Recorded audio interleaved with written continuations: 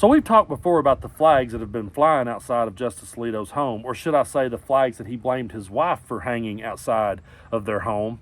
First, there was reports of an upside-down American flag outside the home, and that has been adopted by the January 6th insurrectionists and the January 6th apologists.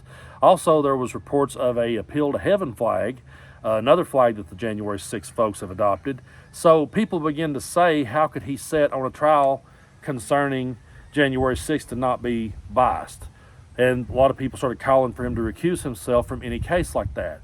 He released a statement where he laid all the blame off on his wife and refused to recuse himself from those cases. And Justice Roberts has always said that he won't listen to a hearing, so it looks like that Justice Alito at the moment can still sit on any of those cases, even though a lot of us thinks he couldn't do it without being biased. But now reports are coming out from the neighbor's point of view. We're hearing the neighbor's perspective, and when she gives her perspective, Justice Alito's story doesn't start to add up. Take a look at this. I want to start with the dispute itself with Martha Ann Alito, Justice Alito's wife. I know it began after the 2020 election over yard signs that you had placed at your mother's home where you were living at the time. Can you start off by just explaining to me what those first yard signs you put out said? Yes, and Aaron, thank you so much for having me today. My first yard sign that I put up was an anti-Trump sign. It said F Trump in glitter cursive letters. And, you know, it was just as like a message to the world that I see Trump as a danger to our democracy. And I see him as a self-proclaimed fascist. Like he said, he wanted to be a dictator on day one of his presidency. And so I just use my small influence in my small corner of the world to just, you know, broadcast my views like that. All right. Okay, I just wanted to pause right there for a minute because Justice Alito said in his statement that his wife had every right to fly those flags because she has a First Amendment right. I know there are going to be some out there that's going to say, well, that was a tasteless sign to put out F Trump. These are the same people that says that are the same people that went to the Capitol and chanted hang Mike Pence. So they really don't have any leg to stand on in this argument. And if Justice Alito's wife has a First Amendment right, then doesn't this neighbor's? I just had to throw that in there. But let's get back to Mrs. Alito's reaction to all this. So you put the F Trump sign out in glitter, and Mrs. Alito responds, right? So tell me about that, how she reacted.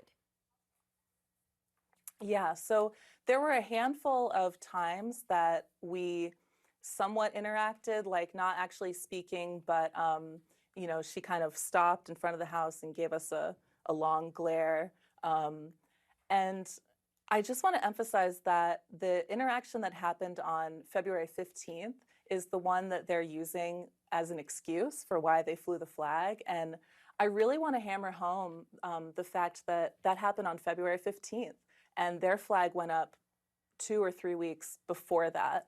So even if it were a valid excuse that they were having a dispute with a neighbor and that made them put the flag up, that timeline just disproves it. It just doesn't make sense. No, So the flags were already there before the dispute with the neighbor. So that means there's holes in Justice Alito's statement. See, the real problem with this whole thing is the Supreme Court is supposed to remain impartial. They're not supposed to be biased on these things. And if someone feels like that they can't oversee a case without being biased, then they need to recuse themselves from it. And Justice Alito has made clear that he's not going to do that. Justice Roberts has made clear he's not going to even talk about it. And this is a story that we should not let go away because we're supposed to live in a land where the Supreme Court is fair.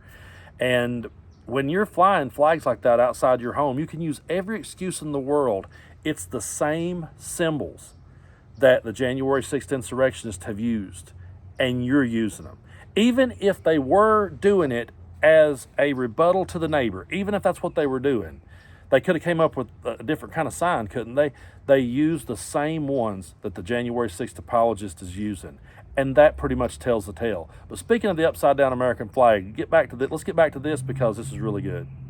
And so, okay, so now let me get to the upside down American flag because, and to go through this in a bit of detail, because I think here is where your point about what he is alleging happened here does not comport with the timeline. So the flag is flying. Justice Alito says his wife flew it because she was, quote, greatly distressed by her disputes with you. And in a letter just explaining his motivation to put up the flag, he says, and I quote him again, Emily, a house on the street displayed a sign attacking her personally. I guess that's the you are complicit or that you were just talking about, but that you say was not directed at her. And a man who was living in the house at the time trailed her all the way down the street and berated her in my presence using foul language, including what I regard as the vilest epithet that can be addressed to a woman, which is the C word. Now, let me just break this down, Emily. You say it was you who said those things. It was not your now husband. But you say Alito is lying here for another very basic reason. Can you explain? So at best, he's mistaken, but at worst, he's just outright lying. And there was a neighbor who even witnessed this and witnessed me using that unfortunate term.